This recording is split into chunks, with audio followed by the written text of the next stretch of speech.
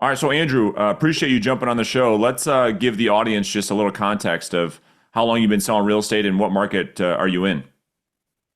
Well, I've been in general real estate for 5 years. And prior to that, I was in new home sales and management for another 6 years. So I've been in real estate in general for a little over 10 years. But up until November, when I started in the program, I was purely just a buyer's agent. I mean, if I did work with listings, it was just accidentally because I had a buyer that also needed to sell. But all my business came from buyers up until November when I met with you. Yeah, yeah. So, and that's exactly why I wanted to have you on the show. Kind of talk through transitioning from, to your point, primarily working with buyers to now making the focus 100% on building a listing-based business and the buyers coming by the way of doing that. And that's kind of the goal. Is that right? Yeah, and for me, it was kind of scary at first, only because, again, even when I was working with buyers agents, I was a part of a team where I would mostly hand off the listing part of the business to someone else on the team, and I would just focus on the buyer side. So I was super hesitant to work with listings just because, in my mind, I'm like, it just seems like there's so much more work involved to get a listing done as opposed to, working with a buyer, you're basically a glorified, home tour guide, and so it just seemed like a lot easier just to work with buyers, but once I started listening to your podcast and your even your live calls on YouTube, that coupled with seeing what was going on in the industry and all the transition that's been happening and all the stuff's been going on with NAR and everything, it made sense for me to start to transition my business from away from the buyer side to just focusing on listings. And when I joined your program, I made the commitment. I burned all the boats. I literally passed off all of my buyer leads, and I said I'm not going to dedicate even a moment to working with them. I purely want to dedicate my time and focus and energy on working with listings. That's what I've done since I made the transition. And that's a massive change. I mean, I think, and thanks for sharing that because I think a lot of agents are in the same boat that you were on, whether they're on a team or they're just, having to, a lot of them feel frustrated because they feel overworked, underpaid because they work so much with buyers. Is that how you felt before you said, okay, enough is enough? I'm going to commit to this thing. And is that what made you want to start working together in the first place? Yeah, absolutely. I mean, it was partially because yes, like when you're working with buyers, your weekends are gone, your evenings are gone. Like in all honesty, it's from the buyer's perspective, they don't really understand the all that goes into working with them and trying to get them to their goal.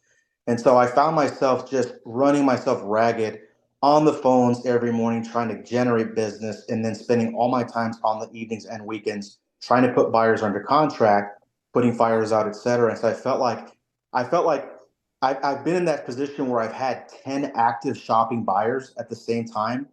And it was just madness. It was, I had to just pay people to go open doors for me. I had to do all this stuff. Whereas, working with 10 listings simultaneously is relatively easy when you compare the two. Absolutely. And so it's a no-brainer, right? So I think what the people would want to hear on this episode is getting into the how, right? Because I think most agents, if they would prefer to have a listing-based business versus the buyer business because of all the reasons that you just outlined. So let's talk about your transition from November. First off, like how has that transition been? What does the business look like today as in terms of results? And then we'll get into the actual details of how you're able to do all of this. Yeah, so it started in November. It was you had a prospecting challenge, and to be truth be told, I signed up a month prior to November. But like probably most people in the program, or most people that are going to be listening to this, I just kind of read through all the material, watched the videos, and I never took a step of faith and actually just started doing it until November when you had that prospecting challenge. And those it was a 3-day challenge at that point. I set 6 appointments. I met with 2 of them, and I got one signed that first in those 3 days. So it Yeah. was just like a mind shift of like, oh my gosh, I can actually do this. And so since then, in these 5 months, I've had almost 2,000 conversations on the phone. I've set 88 listing appointments. I've gone on 36, so right at 40%, and I've taken 18 of them right at 50%. And so far, I've got 7 of those under contract, and I just closed my fourth one today since joining the program. And right now, I've still got 10 active listings on the market, and hopefully, I got like 3 pending. So those should be closing this next month. It's incredible. I mean, truly, it is incredible because relatively speaking, I mean, we're talking about a short amount of time when we look at the grand scheme of your career and how fast you've been able to transition out of the buy side into, in just 5 months, taking 18 listings. And so that's a huge transformation. First off, let's get into this because you're right. It isn't easy. What I ask people to do isn't easy. And I think you'd agree with that, right? Yep, It's hard. absolutely. It's really hard work. But the flip side to what you said just a minute ago, it's all worth it. If you're willing to put in the work to build a listing based business, then the benefits of that far outweigh what's easy in the beginning to work with buyers, which ends up being a lot harder later in life. And I find that so interesting that principle of life, what's easy now is hard later, and what's Yep. hard now is easy later, or is easier later. There's no better analogy than a listing based business. Would you agree?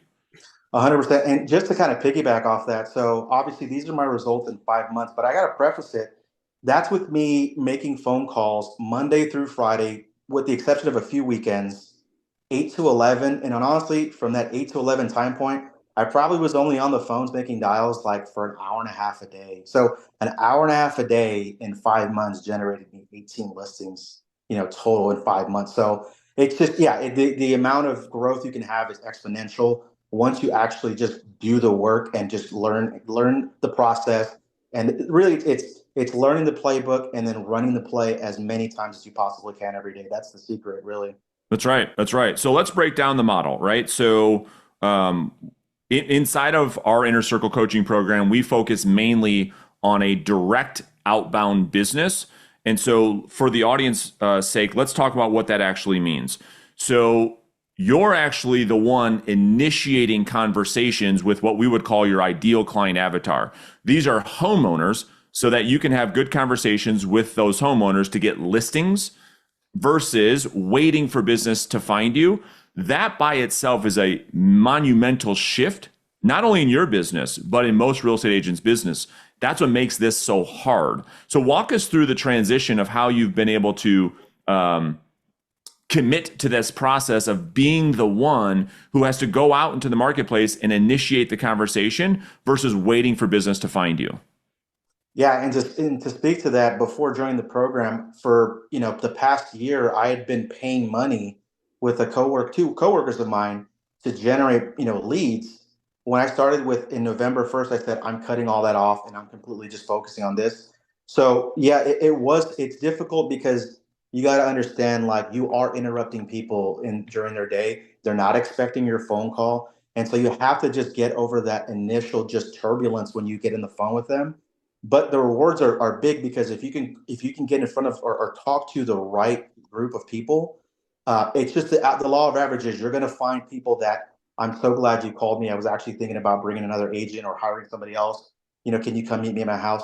So the opportunities are there if you'll focus on it. And this entire business, you have a lot of great material to help people with, for sale by owners, absentee owners, downsizers, circle prospecting. This whole time, I've focused solely on one lead source, which is expired. I have not made a single FISBO call or anything else. It's all been expired business. And that just goes to show, like, just focusing on one source only, but going out and getting it can lead just to some awesome results. Yeah, no doubt. So, and the mind, I love what you said about the mindset. The mindset of a prospector is one of, I believe, servant leadership.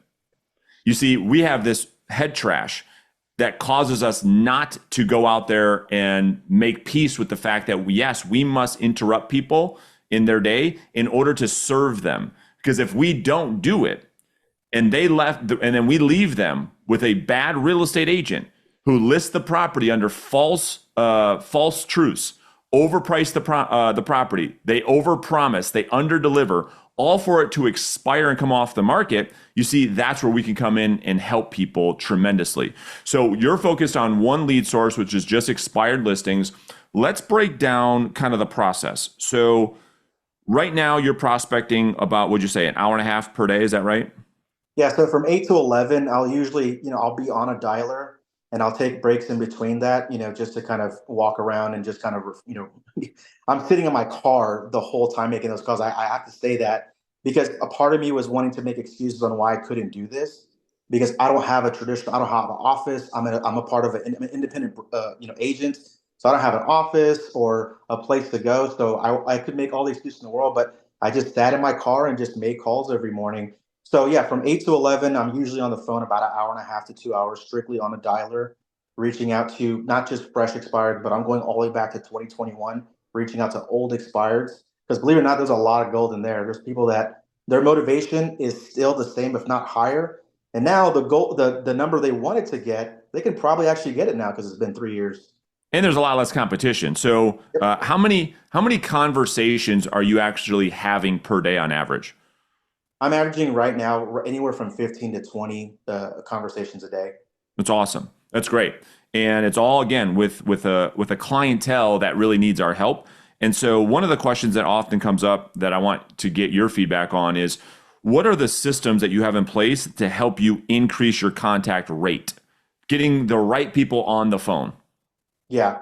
So for sure, you have to have some sort of like and there's a million different ones, but some sort of a data system where you can pull the numbers for people and then having a process. So for me, what I do is I will dial through all of the days that expired and canceled. I'll dial through those numbers and then I'll dial through it a second time. Then what I'll do is I'll actually send them a text message to get a response. And at the same time, before I even started making phone calls, I use like a sly voicemail lever. So I'll leave them a voicemail. It's very simple saying, hey, I was calling about your property. Are you still looking at offers at this point? That's it. Here's my number 2 times. So I'm leaving them a voicemail so that when I call them, a lot of times they're picking up right away because they've already seen my number and my voicemail. And then if they don't get a hold, if I can't get a hold of them that second call, then I will send them a text. And a lot of times after a voicemail, 2 missed phone calls, that text message, they'll usually respond to that. So that's how I'm able to generate a lot of contacts very quickly without having to stay on the dialer or make calls for 4, 5, 6 hours a day. Yeah, makes a ton of sense. Super smart. And where are you getting your data from? What dialer do you use? So I use Mojo for the data, but I also I recently switched to My Plus Leads. But at the end of the day, I mean they're all the same essentially, Sure. right? I would say Mojo probably gives me a lot more wrong numbers, and as My Plus Leads gives me less of those. But at the end of the day, just make the dials. You're going to get a whole if you're on the phone and you're reaching out in the way kind of I talk about multiple attempts, you're going to get enough context to make something happen. So that's I also, have heard Vulcan's really good. There's a bunch of great providers out there. So just pick one and just roll with it. I totally agree. So now naturally people are like, well, what is this guy saying to get these appointments and to get these leads? Let's spend a few minutes breaking down what you've learned, Andrew, with the work that you and I have done together on the skills part, right? Because we talked about the first big hump. The first big hump is doing the work. We call this volume, right? Talking Right. to enough people of your ideal client avatar for it to actually make a difference. Because most agents, that's where they go wrong. They have 20 conversations a year, right? If that. Right. You're having 20 conversations a day. So we got that check in the box. Now, the next part of the success equation is the skills. So talk to us about what you've learned to help navigate these conversations such that you can set listing appointments and generate leads with complete strangers. Yeah, and that's where your reverse selling model is really made a big difference because I come from the old school of sales method where it's just you're aggressive and you hammer the client until they, either buy or die Sure. is the kind of phrase I used to live by. Whereas the reverse selling method, it's a way to get them to open up more. It's still at the end of the day get the result you're looking for, but get their buy-in now. So a big thing you teach about is giving people their own autonomy, and that was a big mind shift for me. I'm very used to just like direct, like asking what I need, getting what I need from them, asking direct questions, you know. Whereas with reverse selling, you really learn how to get people to open up by giving them the option to, even at the very beginning, giving them the option to end the call before we even get started. I was never taught from before to sell like that. For me, it was always like, no, you need to take control of the conversation from jump and get them and lead them in the conversation. Whereas with your method, it allows me to have way more conversations when I give them the opportunity to say, hey, if you don't want to have this conversation right now, You can hang up with me. I don't have a problem with that. But before you do, can I ask you a quick question? Just that little statement, it just brings their defenses down so much so you can get into a conversation and figure out how you can help them. All right, so let's pause there. I mean, so this is so interesting, right? So when you look at traditional sales methodology, traditional sales scripts and training that are still being taught today in real estate, right? As you and I both know, what you're saying is you're actually able to get better conversations and more people to have those conversations by giving the illusion of control to the prospect. You see, what you said was, you said, I was taught to maintain the frame, we call it, maintain control, meaning I got to talk, I got to control the thing, I got to dominate this conversation. And oftentimes with that approach, you're met with a ton of resistance, right? Just a ton of pushback. And what you have found is through this methodology that we call reverse selling, by giving up some of that perceived control, you actually have more conversations, not less. By giving up the control you were taught to maintain, you're actually having better conversations. Is that right? 100%. Yeah. So even just as soon as they pick up the phone, just using that simple pattern interrupt, because especially when you're dealing with expired and canceled listings, Yeah, I'm calling them that morning. So they've already, by the time I get a hold of them, I'm the fifth or sixth person that they've hung up the phone on. And so using a statement like, "Hey, before you hang up, I just had a quick question." It just changes the game because they're not used to having that. They're used to just people saying, "Hey, this is rate agent for XYZ. Is your home still for sale? I saw it came off the market." Just word vomiting without any sort of like a sense of like, "Hey, I know I'm interrupting your day, but that's right. before you hang up, can I ask you a quick question?" It just brings their defenses down so much more because, like you said, it gives them that illusion of that or of the control. And when they feel that, they're much more willing to open up and have a conversation than if they feel like you're trying to just dominate them from the jump. That's right. And that's the science around supporting someone's autonomy. You see, when you don't give them the autonomy to say no, they say no more. And when you give them the option to say no, they say no less. Yep. Just because you gave them the option of freedom to make their own decision. And that's how we lower what we call psychological reactance. For the audience, go Google it. You'll see what that's all about. All right. That makes a ton of sense. Now, can we talk a lot about in the training how to frame your conversation in order to set appointments? Can you walk through a little bit of that and what you've learned that has helped you set more listing appointments with these calls? Yeah, so the big thing for me is, obviously from the jump is as soon as you can get through that initial resistance, then the conversation is basically what you call DART, which is basically the 4 steps to figure out if you've got someone that is worth having a further conversation with. So D for desire, figuring out, do they still want to sell their property? And even there, you can kind of get caught in a trap because especially if they've gone through a very negative process, their initial response is, "No, I do not want to do this again," Yeah, because they're thinking, "I don't want to repeat what just happened."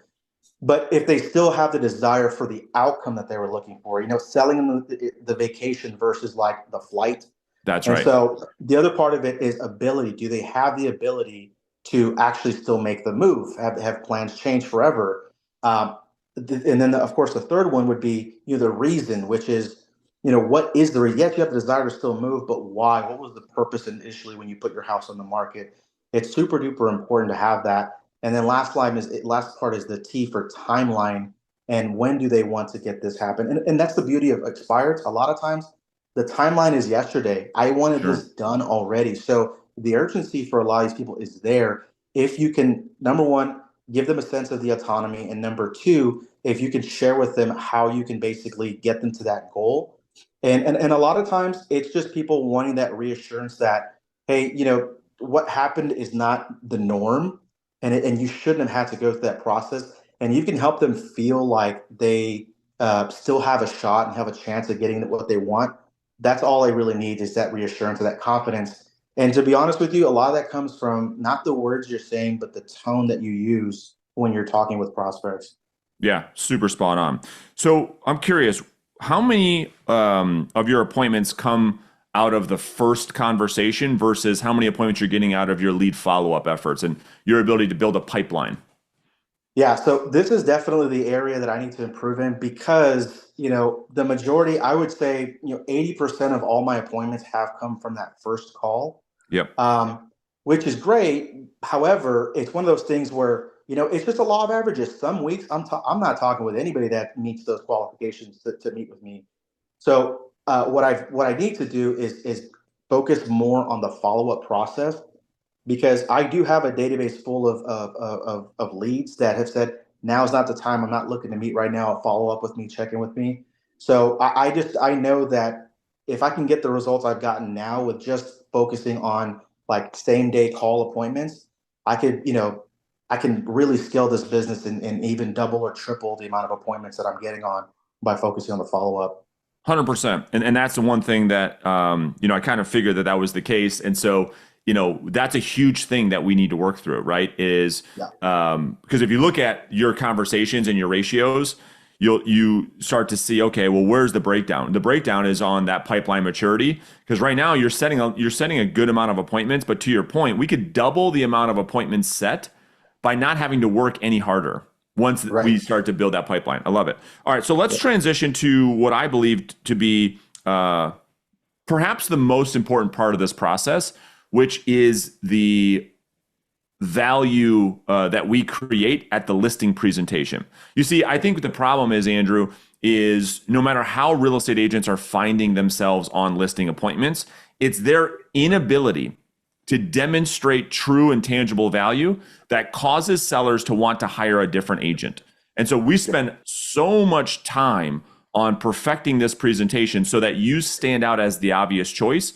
Can you walk the audience through maybe one or two things that you've learned at the listing appointment that really has helped you? Because I've got some of my favorite parts of the appointment, but I'm curious what's really helping you win the business.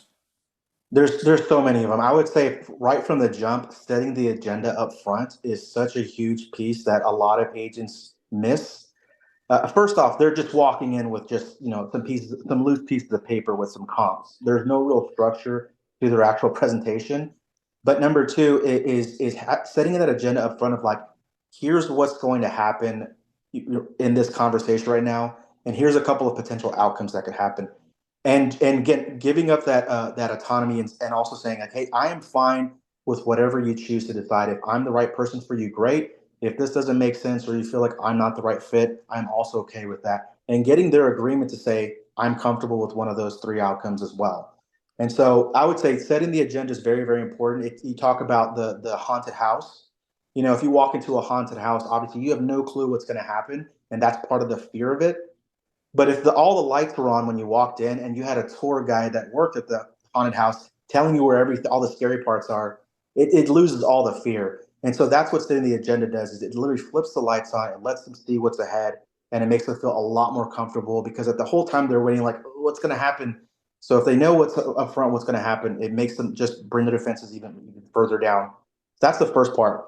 The second part is definitely talking about presenting to them the days on market strategy and how, because a lot of clients, they just don't know any better. They don't do this every day. So a lot of them are in the other mentality. I want to list my home for here and we'll work our way down if we're not getting the results we want.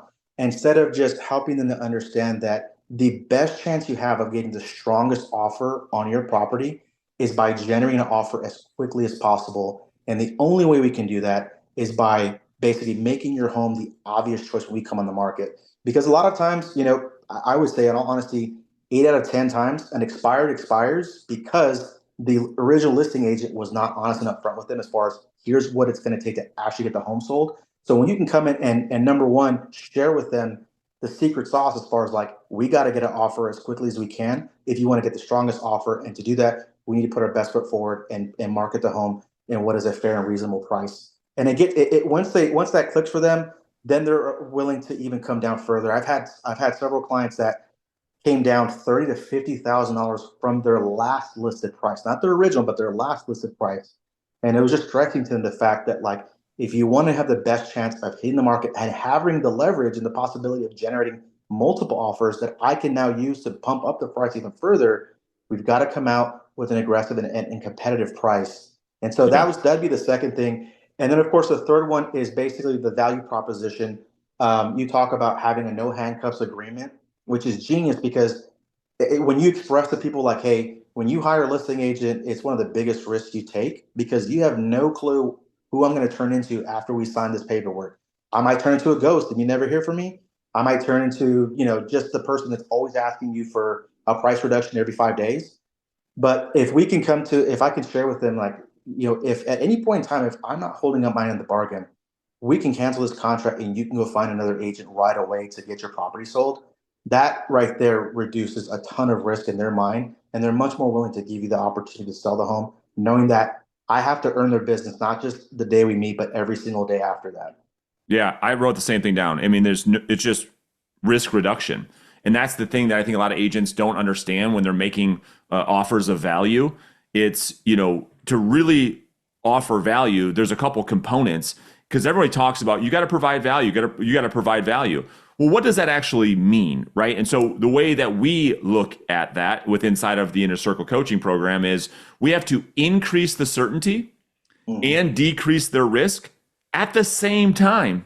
We call that the value ladder. And the bigger discrepancy they are between those two, that's how we actually increase the perception of the value that we bring to a listing relationship. So Yep. makes a ton of sense. I love that, Andrew. Well articulated.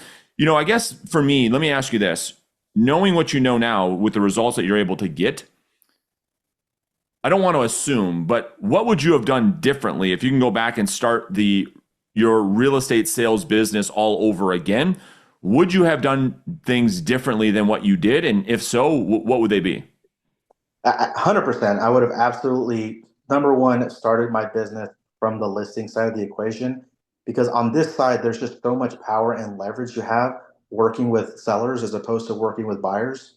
And the second thing is I was so against for years, I'm never going to pick up the phone and cold call an expired or anybody like that. And now it's literally my sole business. So I would have absolutely, number one, joined your program as soon as I got in the business and started focusing on outbound prospecting because once you develop those skills, I mean, you'll never have to wonder where the next deal is coming from.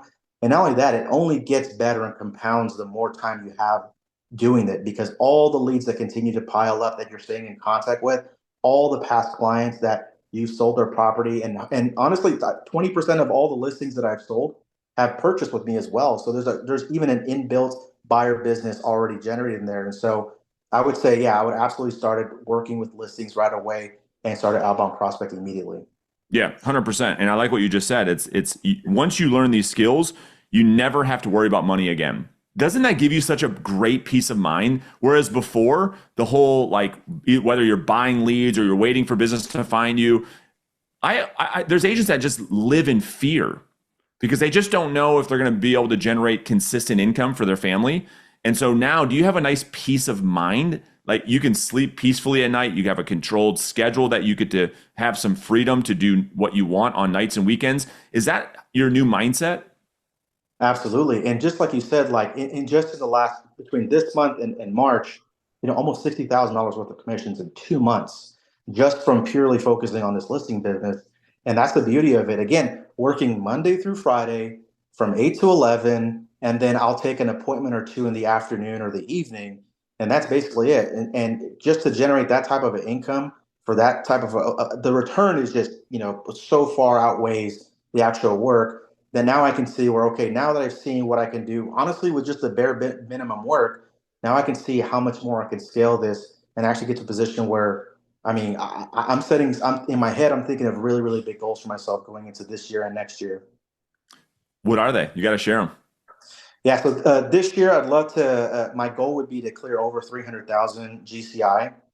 And then next year, I for sure want to hit that $500,000 mark, which is totally possible. I mean, when you teach through the business planning portion of it, like to just like the haunted house part, where it's like, I don't know what that's going to require. I have like a pie in the sky type of goal. You literally break it down to like, this is exactly how many hours you need to work, how many contacts, how many appointments, leads.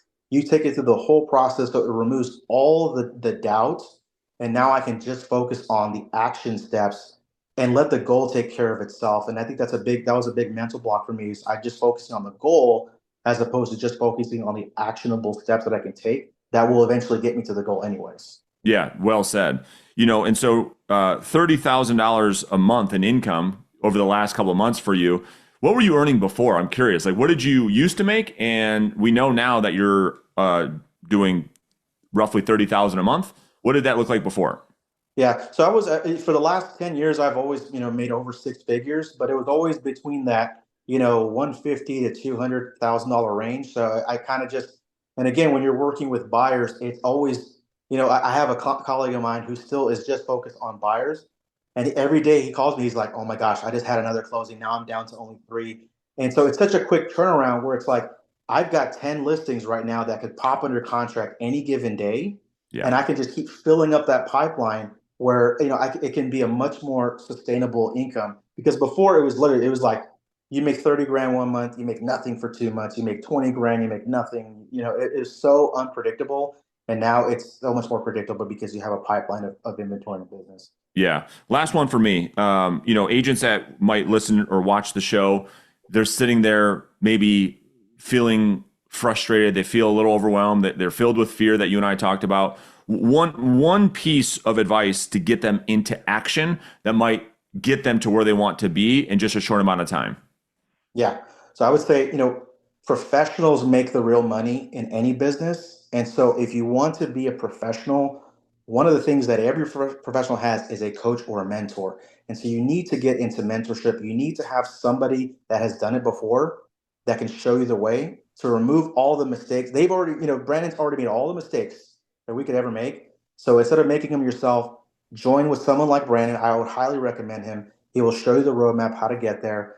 Take the action, take massive action, fail your way to success, and then ultimately you'll end up there. If you just keep the right mindset, get the coaching, take the action, and then just continue to grow from there. Well, I appreciate that, Andrew. And we appreciate you jumping on the show and kind of sharing just everything you've gone through over the last couple of months. It's cool to see you been able to make this transformation. And I can't wait to continue down this path with you to see where you could be in 12 months. So truly, we really appreciate you doing this. I appreciate you, Brandon. Thank you. All right, brother. Talk to you soon. Yes, sir.